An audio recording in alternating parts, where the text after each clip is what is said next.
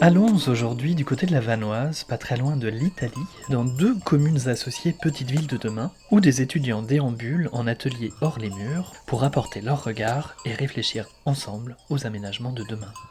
Pour la première fois en Haute-Tarentaise, deux communes vont avancer ensemble avec le soutien de l'intercommunalité, donc la CCHT, pour mettre en place un projet de territoire qui fait sens. Les communes de Cé et de Bourg sont limitrophes et représentent un petit bassin d'emploi et d'habitants, d'environ 10 000 habitants.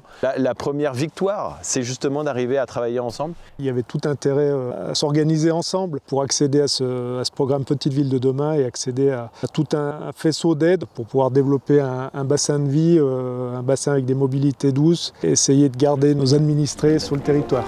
Ils n'arrivent pas à se loger. Ce sont des touristes qui logent pendant la saison ou ce sont les saisonniers qui travaillent après aux arcs et qui montent en station pour la journée, qui redescendent. La plupart des logements sont réservés à des fins touristiques et donc il y a une énorme pénurie pour les saisonniers et ils n'arrivent pas à se loger. Parce que là, pour ça, c'est petit. Tu vois, il y a juste une maison, je crois que c'est pas Oh, moi, je sais pas, faudrait se renseigner. Du fait de la rareté et de la cherté du foncier, on a de plus en plus de difficultés à garder les familles sur le territoire. Donc le programme Petite Ville de demain va nous permettre justement de mettre en place des programmes de logement, mais aussi de qualité de vie des habitants. On est fixé sur un territoire depuis de nombreuses années, moi depuis toujours, Guillaume depuis une quinzaine d'années. On voit peut-être plus les défauts ou les avantages de ce territoire.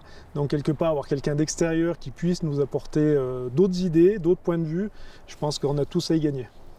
On a besoin aussi d'un regard neuf peut-être, d'un regard jeune. On a des étudiants de la Sorbonne, des étudiants de Chambéry, qui vont déambuler dans la commune de Cé et de Bourg-Saint-Maurice. Comment on peut créer une identité Cé-Bourg-Saint-Maurice et une cohésion entre ces deux identités territoriales pour que ces deux villes deviennent une même entité économique dans l'esprit des habitants. Il y a une route qui relie nos deux communes, mais il y a aussi et surtout les marais.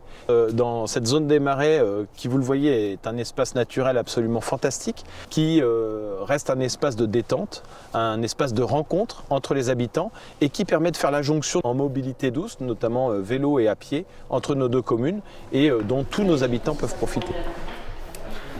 La partie du marais qui est sur le territoire de Cé parce qu'ils veulent qu'on fasse un lien entre le Bourg-Saint-Maurice et Cé, mais on ne sait pas trop à quel moment il y a le passage entre les deux communes. Entre les deux communes, il n'y a pas... Enfin, qu'est-ce qu'on met comme signalétique et aménagement dans le marais lui-même? Ce sera un espace de vie un peu intergénérationnel et associatif, avec un belvédère. Oui, il y a aussi la dame qu'on avait interrogée à l'intérieur qui nous disait qu'il n'y avait pas assez de bancs sur la bourse. Donc c'est vraiment un atelier terrain en immersion. On est sur le terrain lundi, mardi, mercredi, jeudi.